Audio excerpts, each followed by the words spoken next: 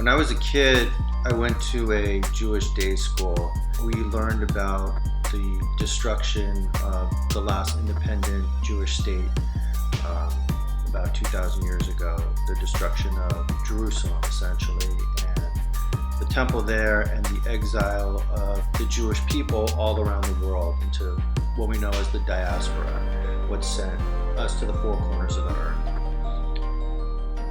What we were always taught was that, why did this happen? And the reason given was something called sinat chinam, which translates in English to baseless hatred. Some people say senseless hatred or causeless hatred, but the most common idea of it is that there was a baseless hatred that permeated the society that led to its downfall. And you could probably already guess where I'm going with this. When you look at America today, for example, we have this same kind of baseless hatred that's just so prevalent in our society right now. And I like to draw a parallel to that because I think it's really relevant about what's going on here. And just a little to talk about what is this concept of baseless hatred? What does it mean? Like, how is it different from regular hatred, let's say, or hate in general, and what is hate in general?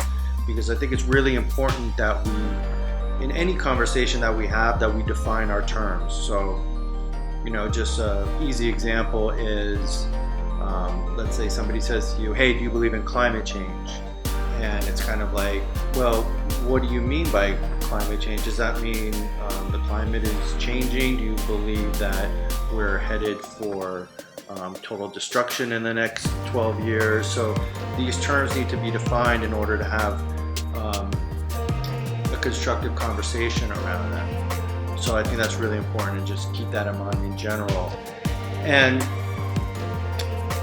I also want to talk about what isn't considered hate, or is it appropriate to ever hate, for example? Like, is it possible, or does it make sense that you would say, yeah, there are things that I think are worthy of hate. Like, you could hate injustice, or you could hate evil, or you could hate racism, or things of that nature. So in a way, it's not just a blanket term that anything you do and you overuse it to the point where it really has no meaning.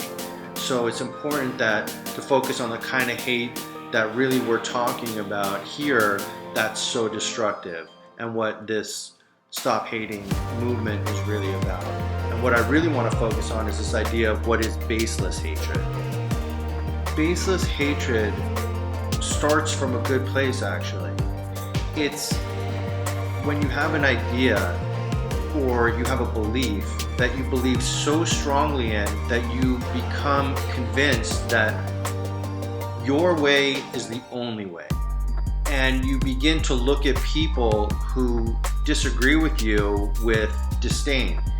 And that's really the genesis of the type of hate that's so harmful to people, to society, because it's coming from people who actually think that they're doing the right thing, or that they have a noble mission, so to speak. They're so convinced. They're like, we see it all the time across the world with extremism, and that's the type of idealism or thoughts that lead you to start to resent and hate people that don't agree with you. So I don't think anybody has to look too far to see that's exactly what's happening in America right now. I mean, if you don't agree with a certain point of view, if you don't agree with these people who have come up with these ideas, they literally hate you. They hate you for thinking differently. They hate you for not going along with them. They hate not being able to control you. And this is the type of hatred that's so dangerous in our culture that we have to eradicate it, because the consequences of it are complete division and ultimately destruction. I don't think in my lifetime, and I beg to ask anybody. I'm not necessarily the expert of experts on this, but a time when our country has been so divided in recent history. Obviously, I'm not talking about the Civil War and things like that, where our country literally fought each other. But that doesn't seem so far-fetched right now, does it? It's like we've gotten to a point where that doesn't seem so unrealistic. And going back again to the genesis of the idea of baseless hatred is that, in referencing sort of the discussions around what happened in the past, is that the idea is that this sort of came from the elites and the smartest people and the intellectuals, the people who kind of thought that they were smarter than everybody else, who thought that they knew better what was right for society. And that's a frightening mindset. And it's just so relevant in our world today, because that's what we have. The intellectuals, the ones, they put down the regular so-called people, the people who don't have fancy degrees and don't have, this, that, and the other, and they're just meant to be controlled by the people that are smarter than them. And that's where it comes from. And so if we don't address that and start to talk about that and start giving a voice to people who are just being bullied into submission and silence and being told they can only be part of this group and only be part of that group if you don't have the right point of view, if you don't have the right belief, if you're not affiliated with the right party, and if you aren't, then you're worthy of hate in their eyes. You literally are worthy of hate. They hate you, they want to destroy you, they want to ruin you. I mean, we see it every single day.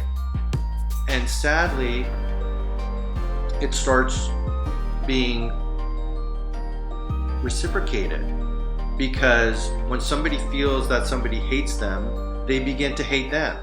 And it's this vicious cycle of hatred that goes back and forth. And how do you stop it? What do we do to get out of this cycle? Well, we have to first acknowledge it and recognize that maybe what's going on is exactly this type of hatred that leads to the destruction of societies.